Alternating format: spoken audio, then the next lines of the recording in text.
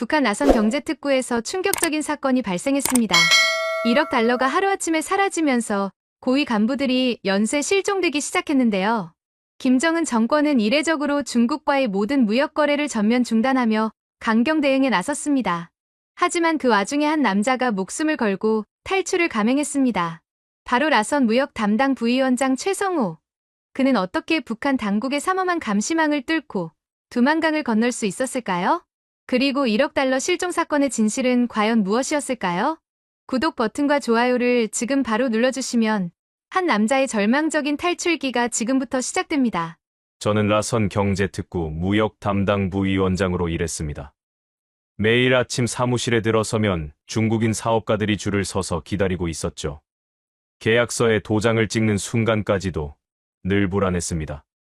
언제 당해서 뒤집어 엎을지 모르는 일이었거든요.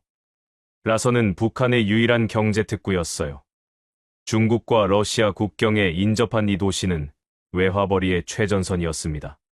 저는 이곳에서 15년 동안 일하며 수많은 중국 사업가들과 거래했어요. 석탄, 철광석, 수산물 수출부터 각종 소비재 수입까지 다양한 무역 업무를 담당했습니다. 제 사무실은 라선항이 내려다보이는 3층 건물에 있었어요. 창밖으로는 중국 상선들이 드나드는 모습이 보였고 부두에서는 하역 작업이 분주하게 이루어졌습니다. 하지만 그 번창해 보이는 풍경 뒤에는 항상 긴장감이 숨어 있었어요. 그해 겨울, 당중앙위원회에서 갑작스러운 지시가 내려왔습니다. 모든 외화 거래를 재검토하라. 개인적으로 보관 중인 달러는 즉시 상납하라. 이 지시가 내려온 배경에는 김정일 위원장의 측근들이 외화를 빼돌린다는 의혹이 있었어요. 평양에서 온 감찰관들이 라선에 도착했어요. 이들은 모든 계약서를 다시 검토하고 입출금 내역을 샅샅이 조사했습니다. 동지들이 개인적 이익을 취한 흔적은 없는가? 감찰관 리 동지가 날카로운 눈빛으로 물었어요. 저와 동료들은 어쩔 수 없이 중국인들로부터 받은 외화를 모두 모아 평양에 상납했습니다. 그 액수만 해도 1억 달러가 넘었어요. 각종 계약금, 보증금, 선불금까지 모두 합친 거였죠. 이 돈은 중국 사업가들이 북한과의 장기적 거래를 위해 선입금한 것들이었습니다. 중국 사업가들이 이 소식을 듣고 어떤 반응을 보일까요? 당연히 분노가 폭발했습니다. 특히 장기간 북한과 거래해온 사업가들일수록 더 큰 충격을 받았어요. 하룻밤 사이에 수십만 달러, 수백만 달러가 증발해버린 거였거든요. 그날은 평생 잊지 못할 하루였어요. 오전 10시쯤 사무실 문이 벌컥 열리더니 중국인 대표단 80명이 한꺼번에 들이닥쳤습니다. 앞장서던 장 사장이 제 책상을 주먹으로 내리치며 소리쳤어요. 최성우, 우리 돈 어디 갔어? 당장 돌려줘. 장 사장은 다롄에서 온 수산물 수입업자였어요. 5년 동안 북한산 명태와 오징어를 중국으로 가져가며 큰 돈을 벌어온 사람이었죠. 그가 북한에 맡긴 돈만 해도 500만 달러가 넘었습니다. 이 돈이 하루아침에 사라졌으니 그의 분노는 이해할 만했어요. 저는 손을 들어 진정시키려 했지만 소용없었습니다. 장 사장님, 이건 저희가 결정한 게 아닙니다. 국가 정책이에요. 그 말이 끝나기도 전에 누군가가 제 얼굴에 주먹을 날렸어요. 코에서 피가 흘러내렸습니다. 입술도 터져서 입안이 비린내로 가득 찼어요. 순식간에 사무실이 아수라장이 됐어요. 중국인들은 책상을 뒤엎고 서류를 찢어댔습니다. 컴퓨터 모니터가 바닥에 떨어져 산산조각 났고 파일 캐비닛이 넘어지면서 수백 장의 계약서가 바닥에 흩어졌어요. 유리창이 깨지는 소리, 의자가 넘어지는 소리가 한꺼번에 들렸습니다. 저희 직원들도 맞서려 했지만 숫자에서 밀렸죠.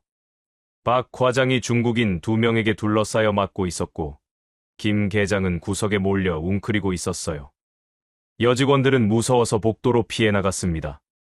가장 충격적이었던 건 리 부장이 맞는 장면이었어요.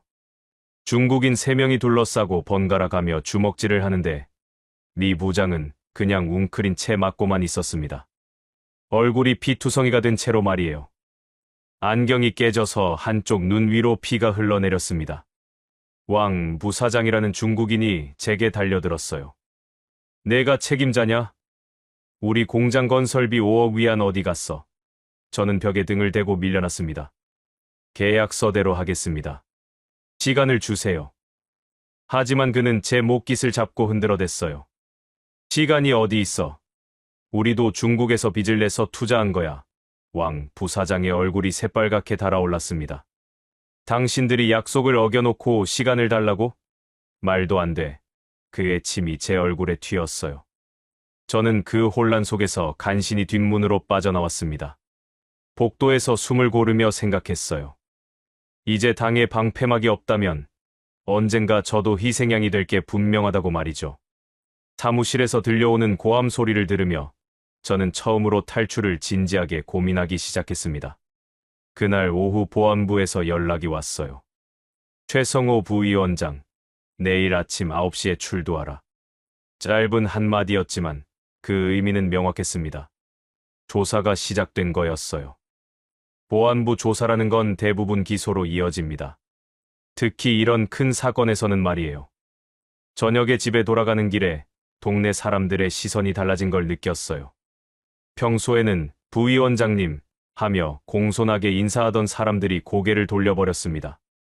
벌써 소문이 퍼진 거였어요. 북한에서는 이런 일이 번개처럼 빠르게 퍼집니다. 그날 밤 집에 돌아와서도 머릿속에서 그 장면이 계속 재생됐어요. 중국인들의 분노한 얼굴, 피 흘리는 동료들의 모습, 박살난 사무실. 이 모든 책임을 누군가는 져야 하는데 그게 바로 저일 가능성이 높았습니다. 1억 달러면 북한에서는 상상할 수 없는 거금이었거든요. 아내가 저녁을 차려주며 물었어요. 오늘 무슨 일 있었어요? 얼굴이 상처투성이에요. 저는 넘어져서 다쳤다고 거짓말했습니다.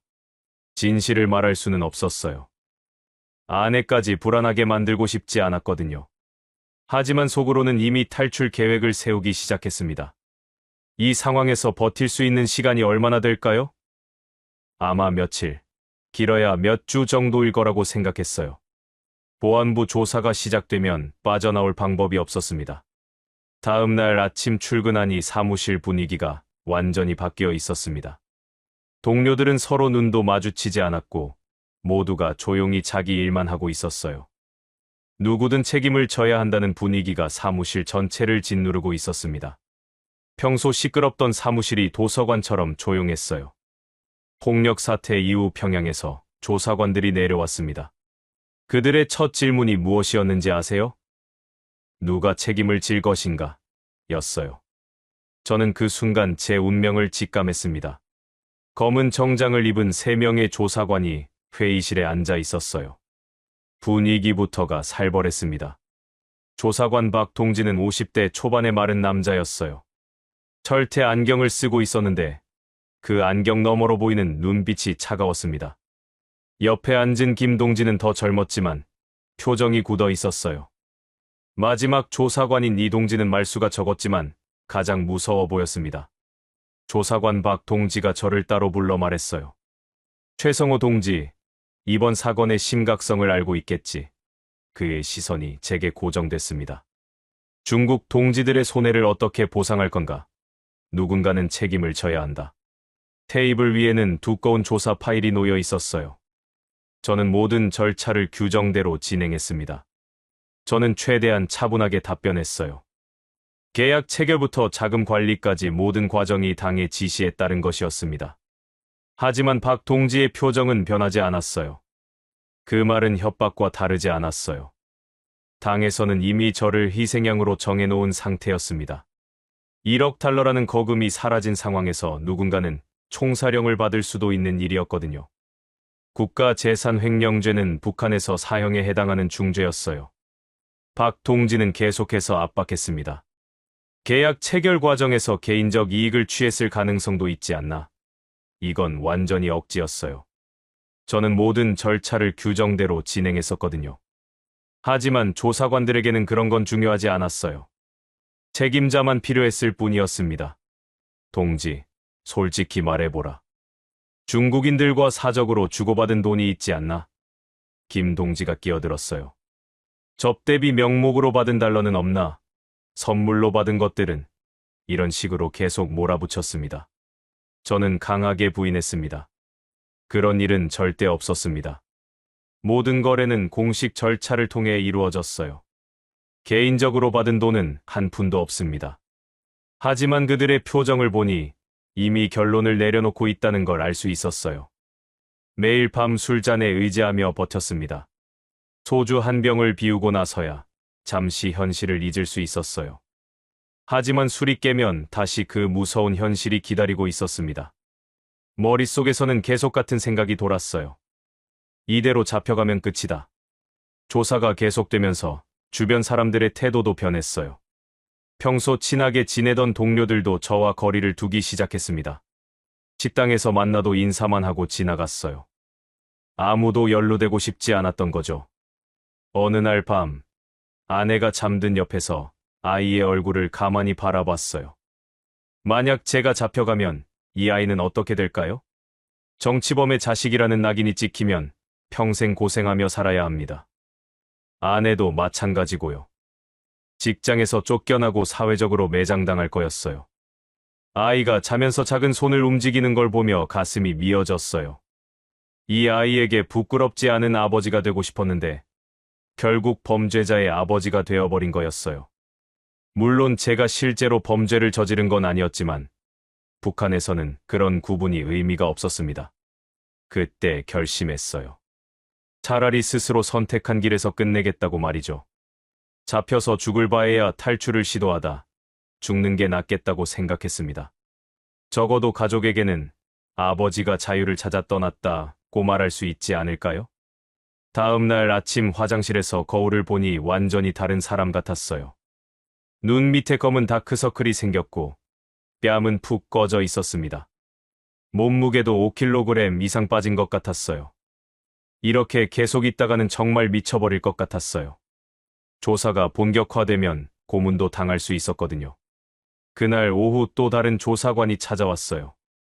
이번에는 보안부에서 직접 온 사람이었습니다. 최성호 동지, 마지막으로 기회를 주겠다. 솔직히 털어놓으면 선처하겠다. 하지만 저는 털어놓을 게 없었어요. 정말로 부정한 일을 한 게 없었거든요. 동지가 계속 부인한다면 다른 방법을 써야겠다. 보안부 조사관의 말에는 이협이 담겨 있었어요. 다른 방법이라는 건 고문을 의미했습니다. 북한의 보안부 조사에서 고문은 일상적인 일이었어요. 저는 절망감을 느꼈습니다. 아무리 결백하다고 주장해도 소용없었어요. 그들은 이미 저를 범인으로 정해놓고 자백만 받으려고 했습니다. 이런 상황에서는 무죄를 증명하는 게 불가능했어요. 그날 저녁 가족과 함께 저녁을 먹으며 평소처럼 행동했습니다. 아내에게 내일은 늦을 것 같다고 말했어요. 아이에게는 아빠가 사탕 사다 줄게라고 약속했습니다. 물론 지킬 수 없는 약속이라는 걸 알면서도 말이에요. 밤이 되자 저는 평생 가슴에 달고 살던 붉은 배지를 조용히 떼어냈습니다. 김일성 배지요. 이걸 떼어내는 순간 저는 더 이상 북한의 관리가 아니었어요. 그냥 도망자가 됐습니다. 손가락 끝이 떨렸지만 후회하지 않았어요. 배지를 주머니 깊숙이 넣으며 마지막 다짐을 했어요. 살아서 자유를 얻든 죽어서 이 지옥에서 벗어나든 더 이상 이런 삶은 살지 않겠다고 말이죠. 그리고는 조용히 집을 나섰습니다. 뒤돌아보지 않았어요. 돌아본다면 용기가 꺾일 것 같았거든요. 밤거리를 걸으며 생각했습니다. 과연 제가 살아서 이 나라를 벗어날 수 있을까요? 확률은 희박했지만 시도하지 않으면 죽는 건 확실했어요. 그렇다면 한번 해볼 만한 가치가 있지 않을까요? 최소한 제 의지로 선택한 길이라는 위안은 있었습니다. 탈출을 결심했지만 저는 도망자가 되어본 적이 없었습니다. 라선에서 일하며 가끔 밀수꾼들을 만났는데 그중 김 씨라는 사람에게 은밀히 접근했어요. 평소에도 수상한 일을 많이 하던 사람이었는데 중국과 북한을 오가며 장사를 했거든요. 김 씨는 40대 중반의 깡마른 남자였어요. 언제나 낡은 가죽 재킷을 입고 다녔는데 눈빛이 날카로웠습니다. 라선 시장에서 중국산 담배와 술을 파는 게 표면적인 일이었지만 실제로는 각종 밀수품을 취급하는 브로커였어요. 저는 술자리에서 넌지시 물어봤습니다. 혹시 국경 넘는 길을 아나? 김 씨는 한참 저를 쳐다보더니 비웃으며 말했어요. 최 부위원장 같은 간부가 거길 간다고요? 말도 안 돼요. 그런 위험한 일 왜 하려고 해요? 사정이 있어서 그래요. 저는 최대한 진지하게 말했어요. 정말 급한 일이에요. 김 씨는 저를 의심하는 눈빛으로 바라봤습니다. 혹시 보안부에서 나를 조사하려고 하는 거 아니에요? 함정일 수도 있잖아요. 하지만 돈의 힘은 컸습니다. 위안화 2,000원을 건네자 김 씨의 태도가 바뀌었어요. 아, 진짜 심각한 일이군요. 그는 주위를 둘러본 후 목소리를 낮췄습니다. 두만강 상류의 얕은 구간이 있어요. 새벽 2시가 가장 안전해요. 경비병들이 교대하는 시간이거든요. 더 자세한 정보를 얻기 위해 한 번 더 만났습니다. 이번에는 라선 외곽의 작은 술집에서 만났어요. 김 씨는 조그만 종이에 지도를 그려주며 설명했어요. 여기서 강까지는 3시간 정도 걸려요. 산길이라 힘들겠지만 다른 방법은 없어요. 도로로는 절대 갈 수 없어요. 그가 그려준 지도는 매우 자세했어요. 이 바위를 지나면 작은 오솔길이 나와요. 그 길로 계속하면 강변에 도착해요. 하지만 중간에 경비초소가 하나 있으니 조심하세요. 김 씨는 연필로 경비초소 위치까지 표시해줬습니다. 경비초소는 어떻게 피해가나요? 제가 물었어요. 멀리 돌아서 가야 해요. 시간은 더 걸리지만 안전해요. 경비병들은 대부분 술을 마시거나 잠을 자요. 하지만 100% 안전한 건 아니에요. 김 씨의 설명이었습니다. 마지막으로 당부했습니다. 절대 불빛을 켜지 마세요. 경비병들이 보면 끝이에요. 그리고 강을 건널 때는 물소리에 주의하세요. 너무 첨벙거리면 들려요. 김 씨의 경험담이었는데 실제로 몇 번 국경을 넘나들어 본 사람의 말이라 신빙성이 있었어요. 중국에 가면 어떻게 해야 하나요? 저는 또 물었어요. 일단 공안들 눈에 띄지 않게 조선족 마을로 가세요. 거기서 한국으로 가는 방법을 찾을 수 있어요. 하지만 돈이 많이 들어요. 김 씨가 덧붙였습니다. 집에 돌아와 준비물을 챙겼습니다. 하지만 뭘 가져가야 할지도 몰랐어요. 너무 많이 가져가면 무겁고 너무 적게 가져가면 중국에서 굶어 죽을 수도 있었거든요. 결국 주머니에는 달랑 위안화 몇 장과 낡은 손목시계뿐이었습니다. 그 손목시계는 아버지가 물려주신 거였어요. 몇십 년 된 소련제 시계였는데 아직도 정확하게 시간을 가리켰습니다. 혹시 중국에서 돈이 필요하면 팔 수도 있을 거라고 생각했어요. 다른 귀중품은 하나도 없었거든요. 관료로서의 권력도 공문서도 더 이상 제게 방패가 되지 못했어요. 평생 그 권력에 기대어 살았는데 정작 위기가 닥치니 아무 소용이 없었습니다. 오히려 그 권력 때문에 더 큰 책임을 져야 하는 상황이 됐어요. 옷도 문제였어요. 너무 좋은 옷을 입으면 중국에서 의심받을 수 있고 너무 남루한 옷을 입으면 길에서 얼어 죽을 수도 있었어요. 결국 평범한 작업복을 입기로 했습니다. 라선 공장 노동자들이 입는 그런 옷 말이에요. 그날 밤 마지막으로 가족의 얼굴을 보며 생각했습니다. 과연 다시 만날 수 있을까요? 아니면 이게 마지막일까요? 답은 아무도 모르는 일이었어요. 하지만 이대로 잡혀가서 총살당하는 것보다는 나았습니다. 새벽 1시에 집을 나섰습니다. 땅거미 속에서 걸음을 떼며 처음으로 진정한 빈몸이 되었다는 걸 느꼈어요. 평생 누려온 권력과 지위, 안전한 생활 모든 것을 버리고 오직 목숨 하나만으로 길을 떠나는 거였습니다. 라선 시내를 벗어나니 가로등도 없었어요. 달빛만으로 길을 찾아가야 했습니다. 김 씨가 알려준 대로 큰 도로를 피해 산길로 들어섰어요. 발밑에서 낙엽이 바스락거리는 소리가 유난히 크게 들렸습니다. 산길은 생각보다 험했어요. 어둠 속에서 나뭇가지에 걸려 넘어지기도 하고 돌에 발을 삐끗하기도 했습니다. 하지만 멈출 수는 없었어요. 뒤에는 감옥이 앞에는 자유가 기다리고 있었거든요. 적어도 제가 선택한 길이었습니다. 1시간쯤 걸었을 때 경비 초소가 보였어요. 김 씨 말대로 작은 오두막 같은 건물이었는데 안에서 불빛이 새어나왔습니다. 경비병이 있다는 뜻이었어요. 저는 멀리 돌아서 그 초소를 피해갔습니다. 발소리가 날까봐 조심조심 걸었어요. 초소를 지나치면서 안쪽을 살짝 봤는데 경비병 2명이 술을 마시며 화투를 치고 있었어요. 김 씨 말대로 경계가 허술했습니다. 하지만 방심할 수는 없었어요. 언제 밖으로 나올지 모르는 일이었거든요. 더 깊은 산속으로 들어가니 완전히 다른 세상 같았어요. 나무들이 하늘을 가려서 달빛도 잘 들어오지 않았습니다. 길도 점점 험해졌어요. 때로는 기어 올라가야 할 정도로 가파른 구간도 있었습니다. 2시간쯤 걸었을 때 개울 소리가 들렸어요. 김 씨가 말한 표지점이었습니다. 개울을 따라 내려가면 두만강이 나온다고 했거든요. 물소리를 따라 걸으니 점점 소리가 커졌습니다. 강이 가까워지고 있다는 신호였어요. 3시간 만에 두만강변에 도착했을 때 저는 이미 지쳐 있었습니다. 하지만 진짜 어려운 일은 이제 시작이었어요. 강물 소리가 들리는 순간 가슴이 두근거렸습니다. 과연 무사히 건널 수 있을까요? 이제 정말 돌이킬 수 없는 강을 건너야 했습니다. 강변에 앉아서 잠시 숨을 고르며 중국 쪽을 바라봤어요. 어둠 속에서는 아무것도 보이지 않았지만 저 너머에 자유가 있다는 생각에 가슴이 뛰었습니다. 동시에 두려움도 몰려왔어요. 실패하면 죽을 수도 있는 일이었거든요. 밤새 산길을 걸어 두만강변에 도착했을 때 강물은 얼음처럼 차가웠습니다.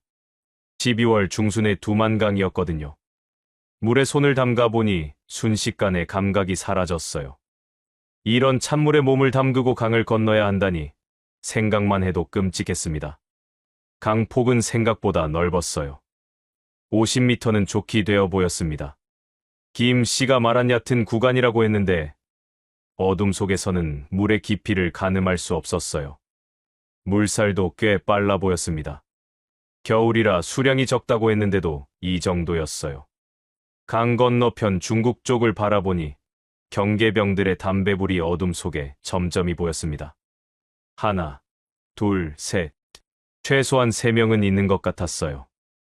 그들이 얼마나 멀리 있는지 정확히 몇 명이나 되는지 알 수 없었어요. 하지만 기다릴 시간은 없었습니다. 김 씨가 말한 새벽 2시가 되기를 기다렸어요. 손목 시계를 보니 1시 50분이었습니다. 10분만 더 기다리면 경비병 교대 시간이었어요. 그 틈을 노려야 했습니다. 차가운 바람이 불어와 온몸이 떨렸어요. 시간을 기다리며 강의 상황을 더 자세히 살펴봤어요. 강 중간쯤에 큰 바위가 하나 있었는데 그곳에서 잠시 쉴 수 있을 것 같았어요. 하지만 그 바위까지 가는 것도 쉽지 않아 보였습니다. 물살이 바위 주변에서 더 빨라졌거든요. 드디어 2시가 됐습니다. 숨을 죽이고 강에 발을 들이자 곧바로 허리까지 물이 차올랐어요. 김 씨가 말한 얕은 구간이라고 했는데 생각보다 훨씬 깊었습니다. 물살도 거셌어요. 한 발짝 잘못 디디면 떠내려갈 것 같았습니다. 강바닥은 미끄러운 돌들로 가득했어요. 한 걸음 한 걸음 조심스럽게 디뎠지만 자꾸 미끄러졌습니다. 물이 무릎을 넘어 허리까지 올라오니 균형을 잡기가 더 어려워졌어요. 찬물 때문에 다리에 힘이 빠지는 것 같았습니다. 중간쯤 왔을 때 발을 헛디뎠어요. 순간 물속으로 풀덩 빠질 뻔했지만 간신히 중심을 잡았습니다. 하지만 물소리가 꽤 크게 났어요. 첨벙하는 소리가 밤의 정적을 깨뜨렸습니다. 순간 몸이 얼어붙었어요. 그때 맞은편에서 개 짖는 소리가 들렸어요. 순간 온몸이 얼어붙었습니다. 경계병들이 알아챈 걸까요? 아니면 그냥 들개일까요? 저는 몸을 움츠린 채 강가의 돌무더기 뒤에 숨어 한참을 기다렸습니다. 심장이 터질 것처럼 뛰었어요. 개 짖는 소리가 점점 가까워졌습니다. 하지만 사람 소리는 들리지 않았어요. 아마 야생개였던 것 같습니다. 아니면 중국 쪽 농가에서 기르는 개일 수도 있었고요. 다행히 별다른 움직임은 없었어요. 개 짖는 소리도 점점 멀어졌습니다. 저는 다시 조심스럽게 물속으로 들어갔어요. 이번에는 더욱 조심해서 발을 디뎠습니다. 차가운 강물이 가슴까지 올라오니 숨쉬기가 어려웠어요. 온몸이 얼어서 감각이 없었어요. 특히 발가락은 완전히 얼어붙은 것 같았습니다. 강 중간의 바위에 도착했을 때 잠시 쉬었어요.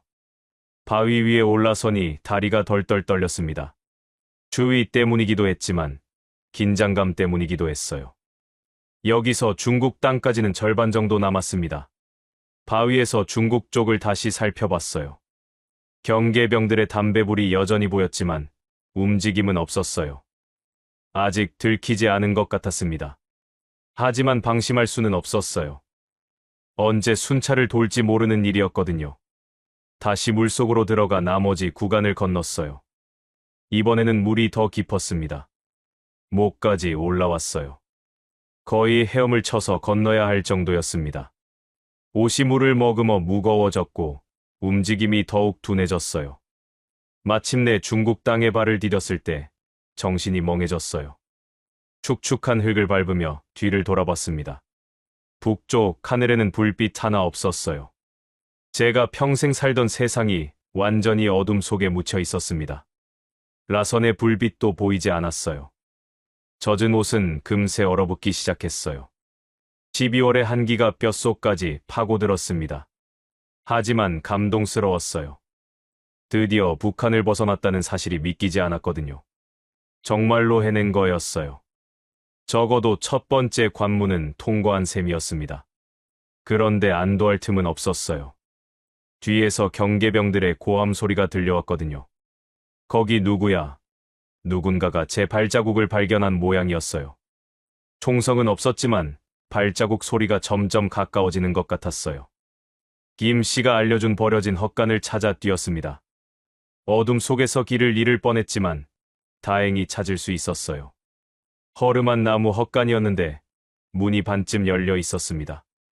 헛간 문을 열고 들어가니 곰팡이 냄새가 코를 찔렀습니다. 헛간 안은 완전히 비어 있었어요. 바닥에는 썩은 집더미만 있었고 지붕 여기저기로 바람이 들어왔습니다.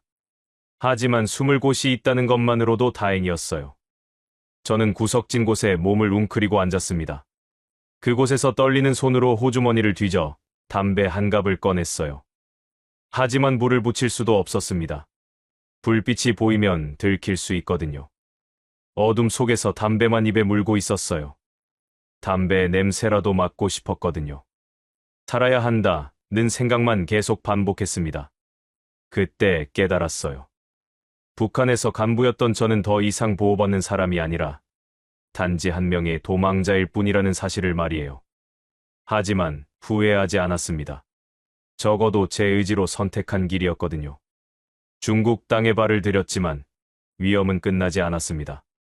북한 경계병들이 강을 건너 추격해올 가능성도 있었고 중국 공안에게 붙잡힐 위험도 있었거든요.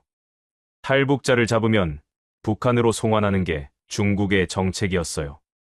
헛간에서 하룻밤을 보낸 후 새벽에 나와 보니 발자국이 선명하게 찍혀 있었어요.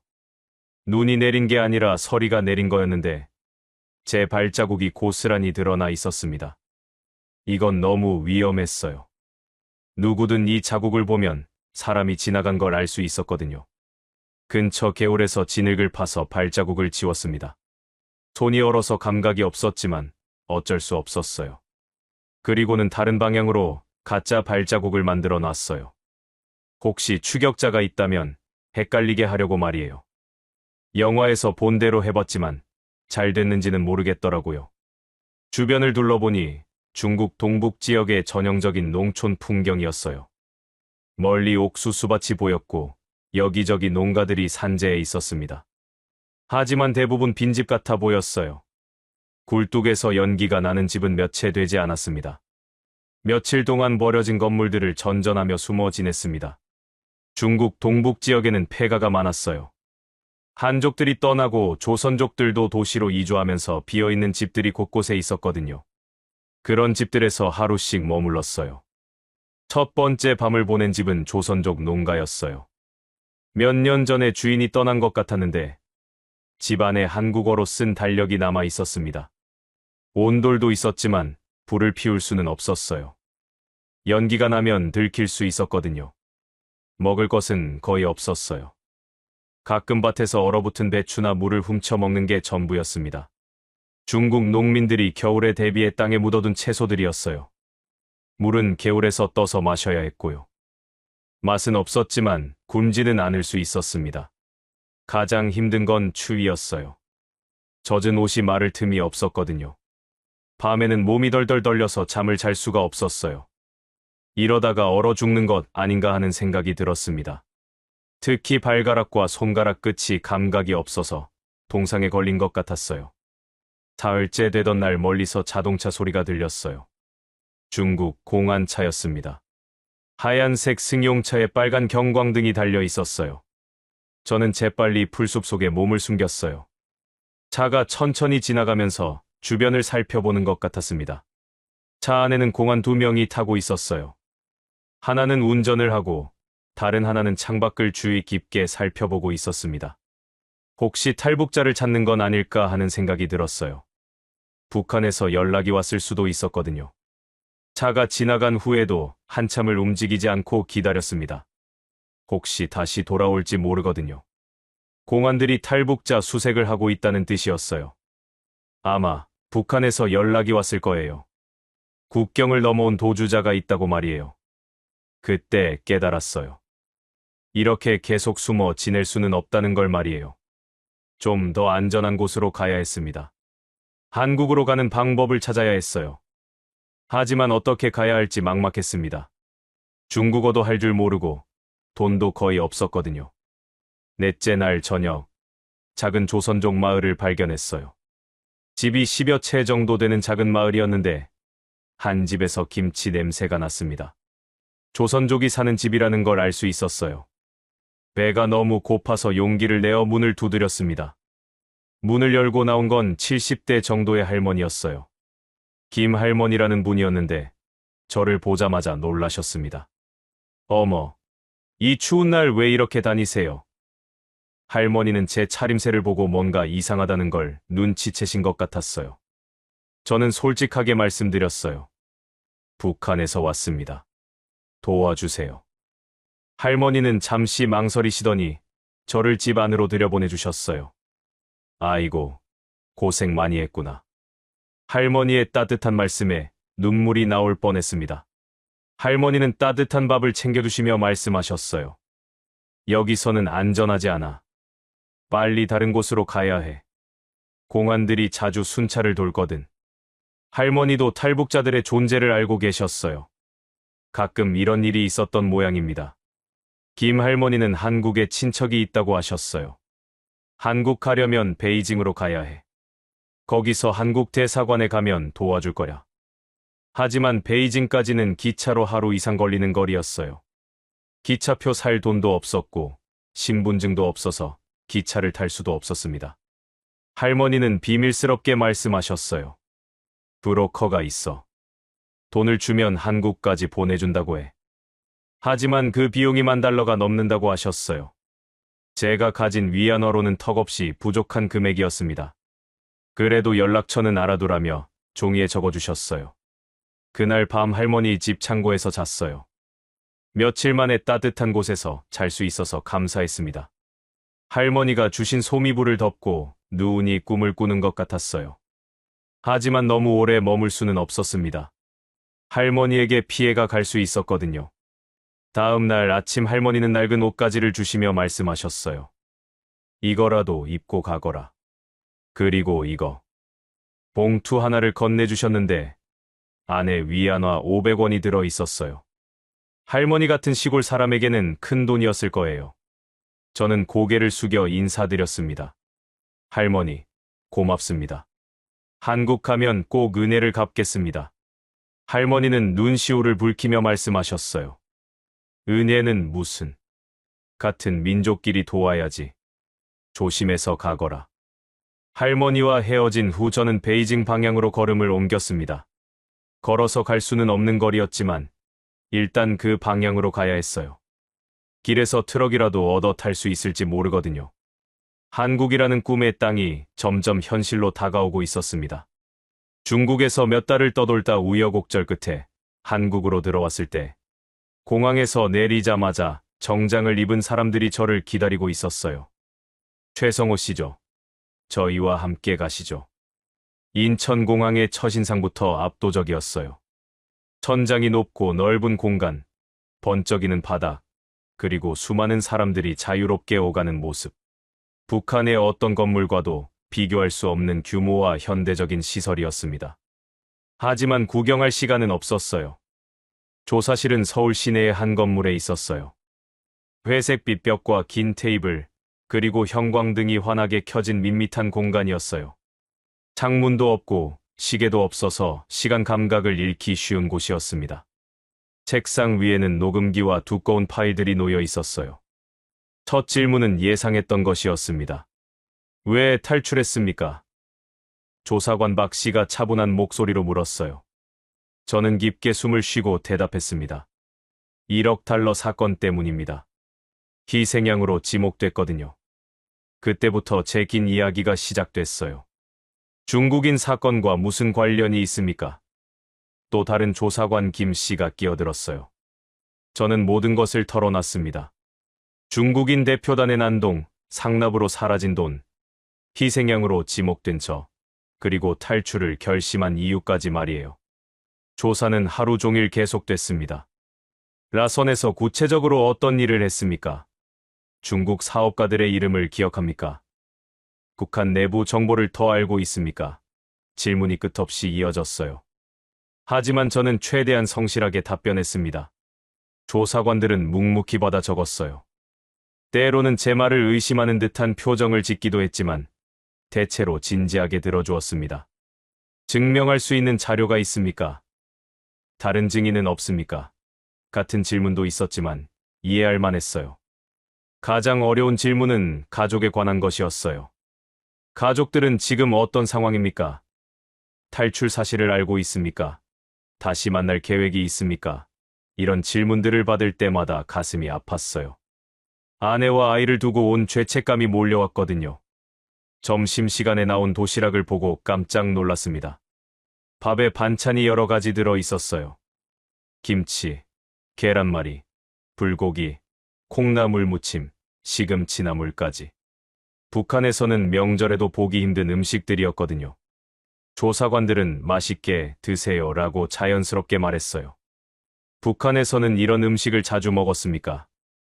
조사관이 물었을 때 저는 고개를 저었어요. 아니요. 이런 음식은 특별한 날에나 먹을 수 있었어요. 그러자 조사관들이 놀라는 표정을 지었습니다. 북한의 실상을 모르고 있었던 거예요. 오후 조사에서는 제 개인사에 대해 물어봤어요. 어떤 교육을 받았습니까? 당에 대해 어떻게 생각합니까? 김정일에 대한 생각은? 이런 질문들이 나왔을 때 저는 솔직하게 답변했어요. 이제는 다르게 생각합니다. 북한에서 받은 교육에 대해 말해보세요. 이런 질문도 있었어요. 저는 주체사상 교육, 당 충성 교육 등에 대해 설명했습니다. 지금도 그렇게 생각합니까? 조사관이 물었을 때 저는 고개를 저었어요. 그런 교육이 잘못됐다는 걸 이제 알겠어요. 하지만 조사관들의 눈빛은 차갑지 않았어요. 오히려 이제 안전하다는 기색이 담겨 있었습니다. 특히 제가 힘들어할 때는 천천히 말씀하세요. 물 좀 드시죠 라며 배려해 주었어요. 이런 경험은 북한에서는 상상할 수 없는 일이었습니다. 북한의 조사와는 완전히 달랐어요. 북한에서는 조사관이 책상을 치며 고함을 지르고 협박과 회유를 반복했거든요. 하지만 여기서는 정중하게 질문하고 제 답변을 끝까지 들어주었습니다. 심지어 제가 울먹일 때는 휴지까지 건네주었어요. 탈출 과정에서 가장 힘들었던 점은 무엇입니까? 조사관이 물었을 때 저는 두만강 이야기를 했어요. 얼음같이 찬 강물, 경계병들의 추격, 중국에서의 은둔 생활까지. 조사관들은 진지하게 들으며 고개를 끄덕였습니다. 저녁 무렵 조사가 끝났을 때 조사관 박 씨가 말했어요. 고생 많이 하셨습니다. 내일부터는 하나원에서 적응 교육을 받으시게 됩니다. 그리고 덧붙였어요. 이제 정말 자유입니다. 걱정하지 마세요. 자유라는 게 정말 실감이 안 나요. 저는 솔직하게 말했어요. 북한에서는 항상 누군가가 감시하고 있다는 느낌이었거든요. 조사관은 웃으며 답했습니다. 여기서는 아무도 당신을 감시하지 않아요. 법이 당신을 보호할 거예요. 그 말이 큰 위안이 됐어요. 법이 개인을 보호한다는 개념 자체가 북한에서는 없었거든요. 북한에서 법은 개인을 통제하는 수단이었는데 여기서는 개인을 보호하는 수단이라니 신기했습니다. 그날 밤 숙소에서 잠을 못 잤어요. 진짜 한국에 왔다는 게 믿기지 않았거든요. 창밖으로 보이는 불빛들이 너무 밝았어요. 북한에서는 밤이면 깜깜했는데 여기는 밤에도 낮같이 환했습니다. 자유의 불빛 같았어요. 숙소 침대도 신기했어요. 푹신한 매트리스와 깨끗한 이불, 그리고 개인 화장실까지. 북한에서는 상상할 수 없는 대우였어요. 심지어 텔레비전도 있었는데 24시간 방송이 나왔습니다. 밤 12시가 넘어도 프로그램이 계속 나오는 게 놀라웠어요. 조사실의 불빛은 제게 감옥 같으면서도 동시에 처음 느껴보는 보호의 울타리 같았습니다. 북한에서 조사를 받는다면 고문과 협박이 따랐을 텐데 여기서는 인간적인 대우를 받았어요. 이곳이 진짜 자유로운 나라구나 하는 생각이 들었습니다. 다음 날 아침 하나원으로 이동하면서 창밖 풍경을 봤어요. 고속도로를 달리는 자동차들, 깔끔한 건물들, 질서정연한 도시 풍경. 모든 게 북한과 달랐어요. 특히 사람들의 표정이 밝아 보였습니다. 두려움 없이 길을 걷는 모습이 인상적이었어요. 버스 안에서 다른 탈북민들과 대화를 나눴어요. 함경도에서 온 아주머니는 여기 와서 처음으로 마음 편히 잠잤다고 하셨어요. 평양에서 온 청년은 거리에 경찰이 있어도 무섭지 않다며 신기해했습니다. 국정원 조사를 마치고 들어간 하나원은 낯선 세상이었습니다. 안성에 위치한 이곳은 탈북민들이 한국 사회에 적응하기 위해 거쳐야 하는 교육기관이었어요. 버스에서 내리자 깔끔한 건물들과 잘 정돈된 정원이 눈에 들어왔습니다. 하나원의 첫인상은 대학교 캠퍼스 같았어요. 넓은 잔디밭과 현대적인 건물들, 그리고 자유롭게 돌아다니는 사람들. 북한의 어떤 시설과도 달랐습니다. 무엇보다 철조망이나 감시탑이 없다는 게 신기했어요. 첫날 오리엔테이션에서 만난 다른 탈북민들을 보고 놀랐어요. 저처럼 간부 출신도 있었고, 일반 주민도 있었고, 심지어 군인 출신도 있었습니다. 나이도 10대부터 70대까지 다양했어요. 모두 다른 이유로 탈북했지만 한 가지는 공통점이 있었어요. 자유를 찾아왔다는 것이었습니다. 기숙사 배정을 받고 방에 들어가니 깜짝 놀랐어요. 2인 1실이었는데 각자 침대와 책상, 옷장이 있었어요. 심지어 개인 화장실까지 있었습니다. 북한에서는 고위 간부도 이런 대우를 받기 힘들었거든요. 룸메이트는 황해도에서 온 김 씨였어요. 농민 출신으로 저와는 완전히 다른 배경이었지만 금세 친해졌습니다. 간부님은 어떻게 여기까지 오셨어요? 김 씨가 물었을 때 저는 제 이야기를 들려줬어요. 김 씨도 자신의 탈북기를 털어놨습니다. 식당에 들어서니 반찬이 6가지나 놓여 있었어요. 김치, 콩나물, 시금치, 계란찜, 생선조림, 그리고 미역국까지. 북한에서는 명절에도 보기 힘든 음식이었습니다. 옆에 앉은 할머니가 말씀하셨어요.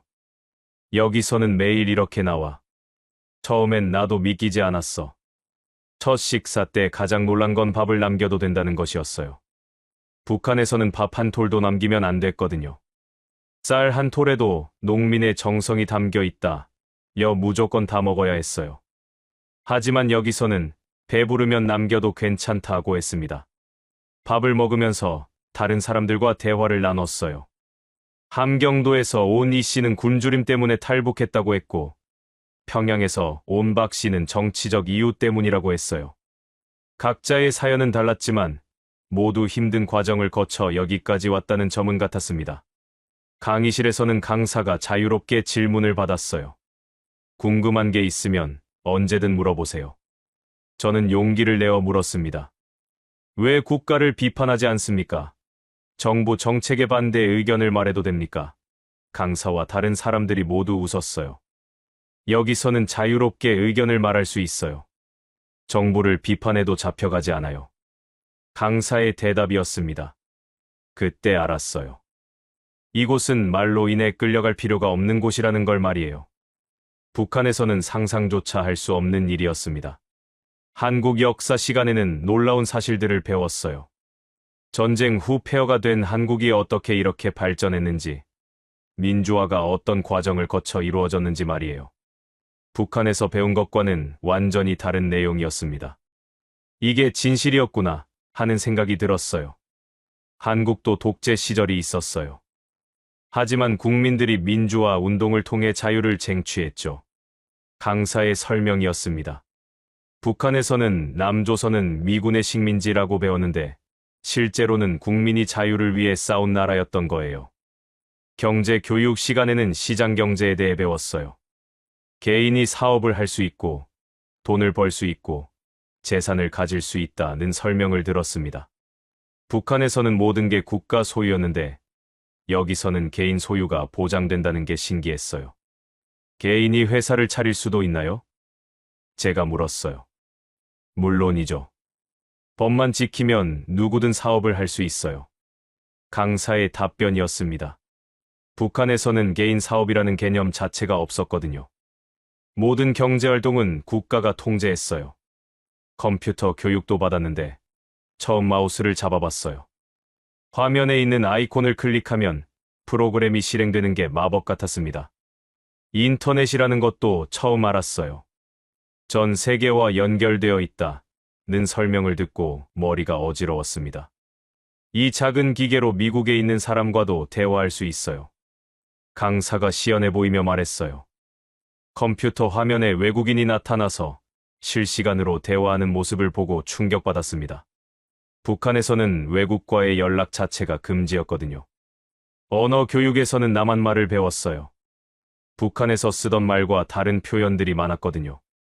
동무 대신 친구, 일군 대신 직원, 살림집 대신 아파트 같은 식으로 말이에요. 처음에는 어색했지만 점점 익숙해졌습니다. 가장 어려운 건 존댓말이었어요. 북한에서는 위계가 엄격해서 존댓말 쓸 사람이 정해져 있었는데 남한에서는 처음 만나는 사람에게도 존댓말을 써야 했어요. 고객님, 손님 같은 표현도 처음 들어봤습니다. 밤마다 기숙사 창문 너머로 보이는 불빛은 여전히 낯설었어요.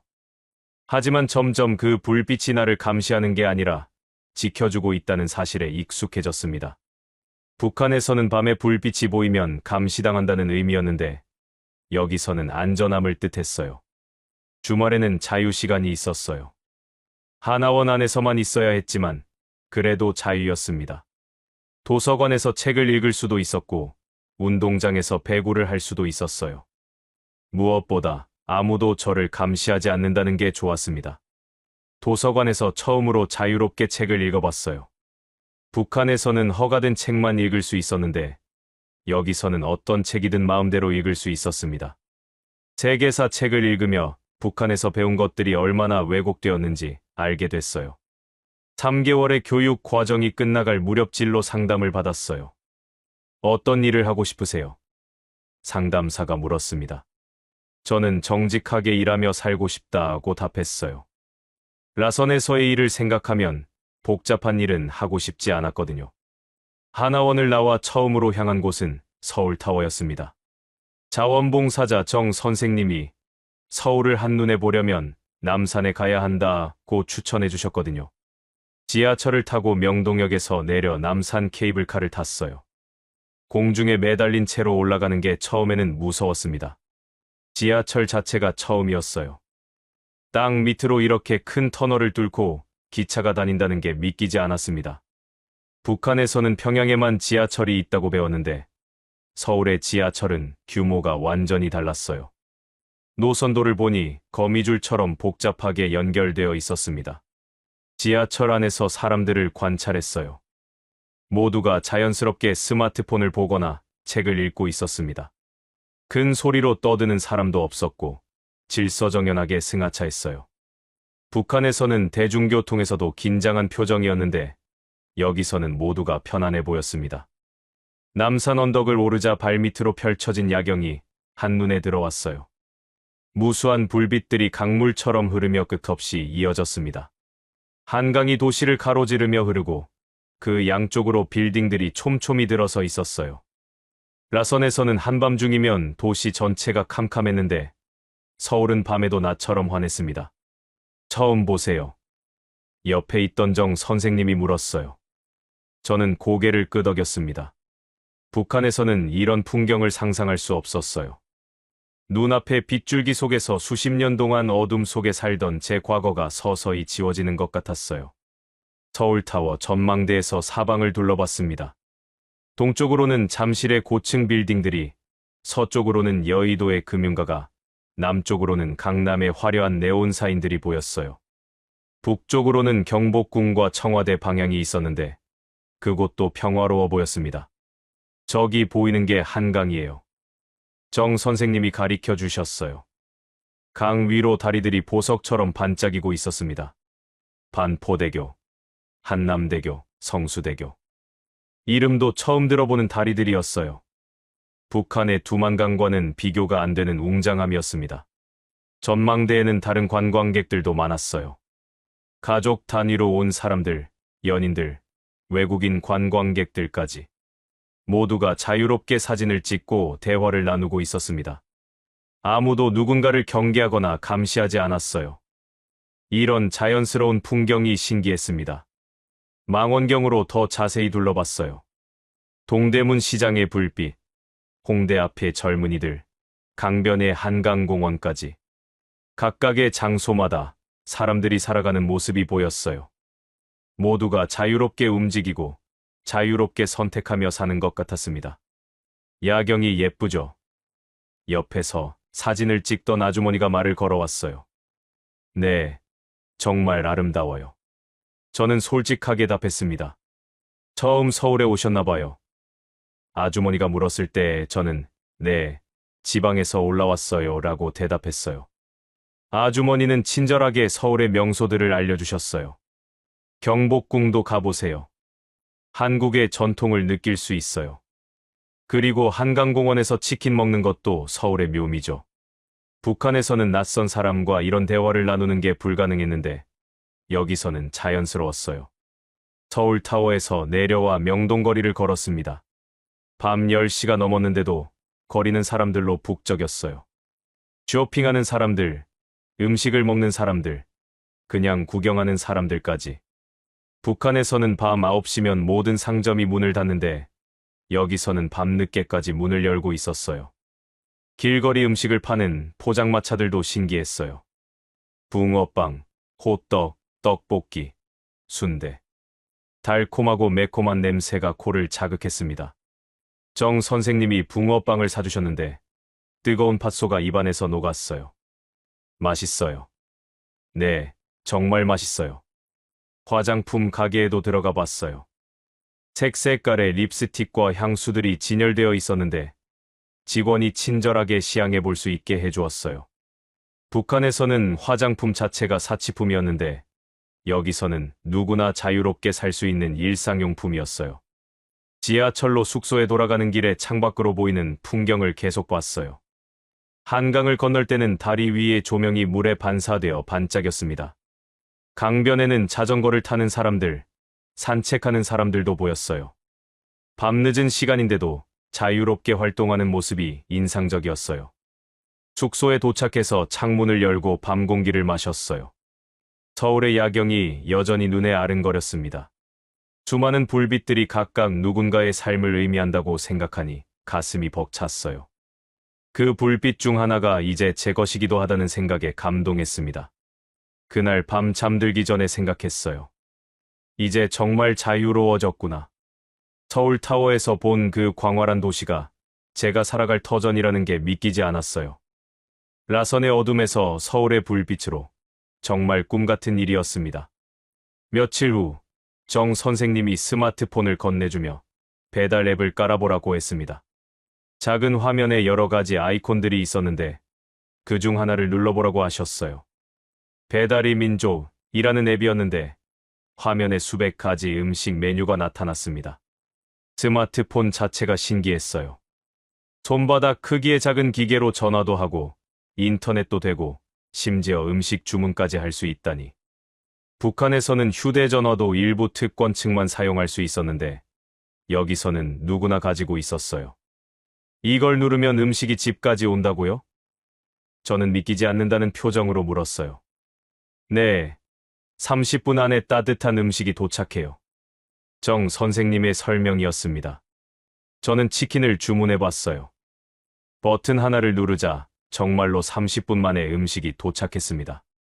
젊은 배달원이 오토바이에서 내려 웃으며 음식을 건네는데 그 짧은 장면이 저를 얼어붙게 만들었어요. 북한에서라면 누가 집 앞에 오토바이를 타고 와서 문을 두드린다면 보안원이 왔다고 생각했을 거예요. 하지만 여기선 그냥 음식 배달이었습니다. 감사합니다. 하고 인사하는 배달원을 보며 신기했어요. 고객에게 먼저 인사하고 웃으면서 서비스를 제공하는 모습이 북한에서는 볼 수 없는 광경이었거든요. 북한에서는 서비스를 받는 사람이 더 깍듯하게 인사해야 했는데 말이에요. 치킨을 먹으면서 또 놀랐어요. 양념이 달콤하면서도 매콤했고 고기가 부드러웠습니다. 무엇보다 양이 많았어요. 한 사람이 먹기에는 너무 많은 양이었거든요. 북한에서는 고기를 이렇게 많이 먹을 기회가 거의 없었는데 말이에요. 치킨과 함께 온 콜라도 신기했어요. 북한에서는 콜라가 매우 귀한 음료였는데 여기서는 치킨과 함께 기본으로 주는 거였어요. 게다가 얼음까지 들어있어서 시원했습니다. 이런 작은 것 하나하나가 모두 새로웠어요. 편의점에 가서 더 큰 충격을 받았어요. 드문의 시간 문을 연다는 것도 놀라웠지만 새벽에도 따뜻한 도시락을 살 수 있다는 게 믿기지 않았습니다. 전자레인지에 데워서 바로 먹을 수 있는 음식들이 진열되어 있었어요. 언제든지 와서 사가세요. 편의점 알바생이 말했어요. 새벽 2시에도, 새벽 4시에도 문이 열려 있다는 게 신기했습니다.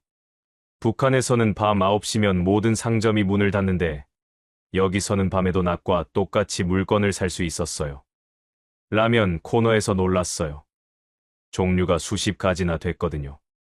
진라면, 너구리, 짜파게티, 불달볶음면. 이름도 처음 들어보는 라면들이 가득했습니다.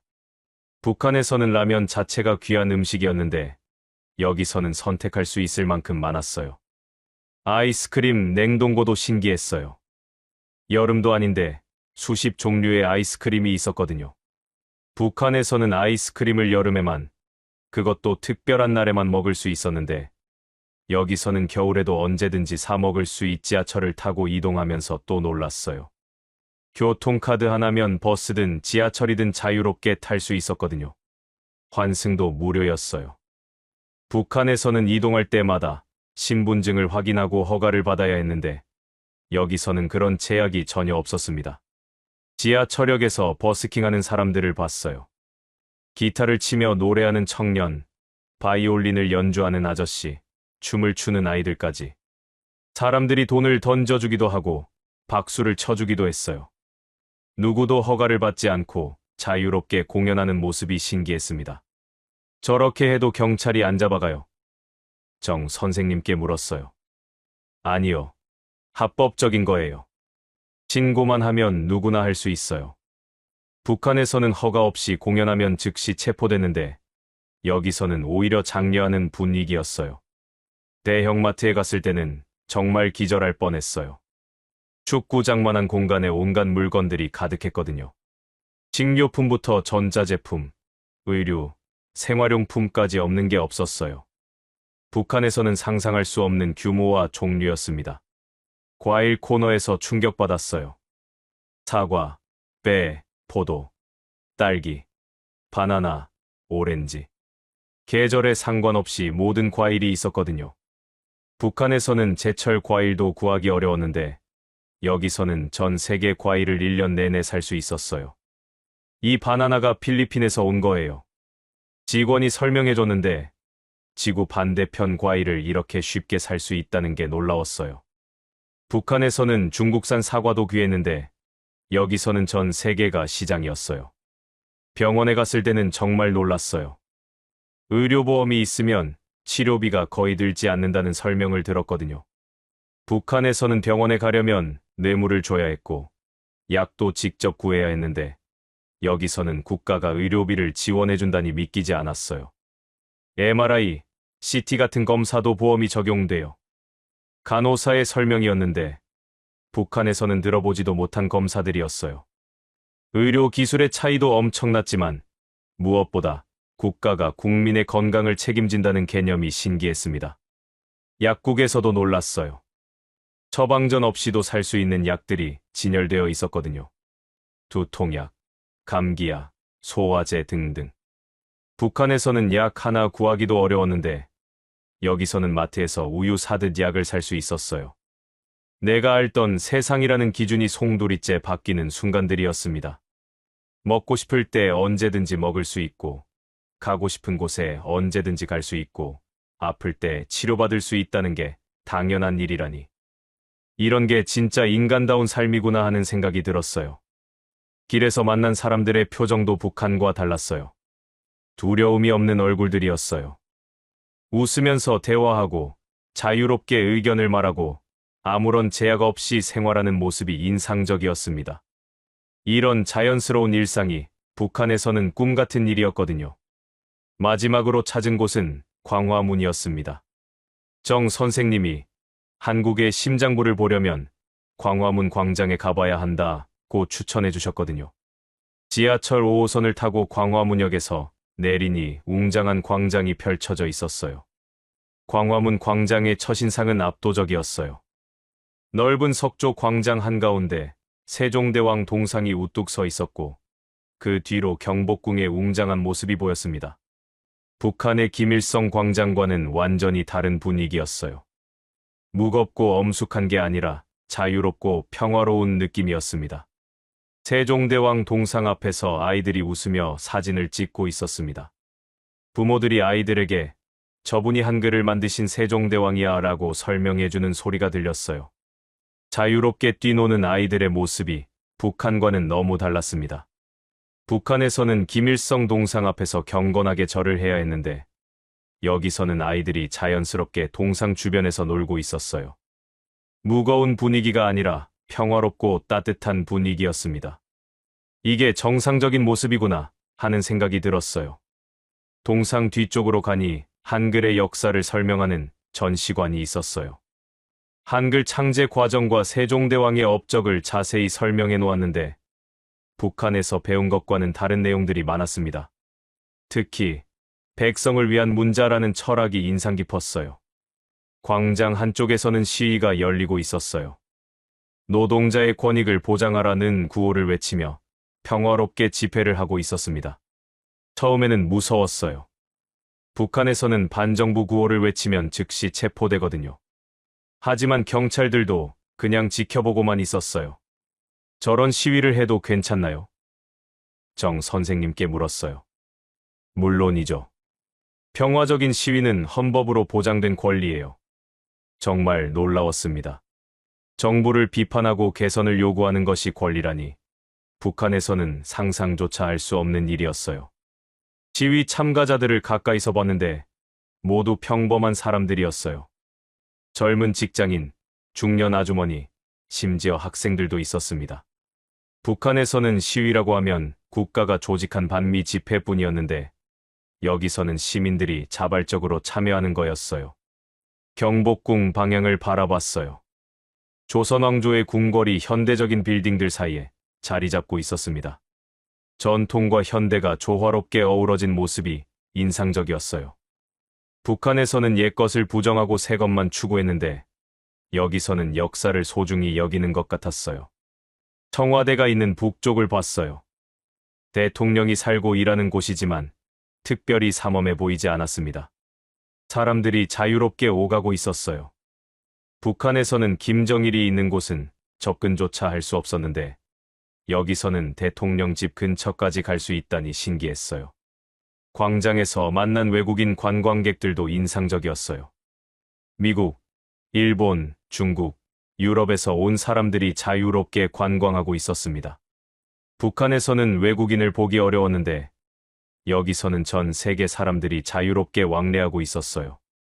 한국은 정말 자유로운 나라네요. 옆에서 사진을 찍던 일본인 관광객이 영어로 말했어요. 저는 네, 정말 그래요? 라고 한국어로 대답했습니다. 그 일본인이 놀라며 한국 분이세요? 라고 물었을 때 저는 고개를 끄덕였어요. 저녁 무렵 광장에 앉아서 생각했습니다. 여기가 진짜 세상이다. 한때 라선에서 간부라는 이름으로 권력을 등에 업고 살았지만 결국 아무것도 지켜주지 못했어요. 오히려 그 권력 때문에 희생양이 될 뻔했죠. 하지만 이곳에서는 권력이 없어도 배경이 없어도 사람답게 살 수 있었습니다. 법이 사람을 보호해주고 제도가 개인의 권리를 보장해주는 곳이었어요. 이런 곳에서 살 수 있다는 게 꿈만 같았습니다. 해가 지면서 광장에 조명이 켜졌어요. 세종대왕 동상이 은은한 불빛에 비춰지고 멀리 경복궁의 처마선이 아름답게 드러났습니다. 북한에서 보던 어둠과는 완전히 다른 따뜻한 불빛이었어요. 다시는 어둠 속으로 돌아가지 않으리라고 다짐했습니다. 1억 달러 사건의 희생양이 될 뻔했던 라선에서의 악몽, 목숨을 걸고 건넌 두만강, 중국에서의 도피 생활을 생각하면 아직도 가슴이 뛰었어요. 하지만 그 모든 고통이 이 자유로운 땅에 오기 위한 과정이었다고 생각하니 후회되지 않았습니다. 그 다짐이 서울 하늘의 불빛만큼이나 선명하게 가슴에 새겨졌어요.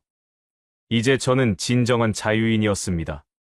누구의 눈치도 보지 않고 누구를 두려워하지도 않고 제 의지대로 살 수 있는 사람이 된 거였어요. 광화문 광장을 걸으며 마지막으로 생각했습니다. 북한에서 라선 부위원장이었던 최성호는 두만강에서 죽었고 지금 여기 서 있는 사람은 대한민국 국민 최성호라고 말이에요. 새로운 이름, 새로운 인생, 새로운 꿈을 가진 자유인으로 다시 태어난 거였습니다. 광화문 광장의 그 밤, 저는 새로운 인생을 시작할 준비가 되었다고 느꼈습니다. 어둠을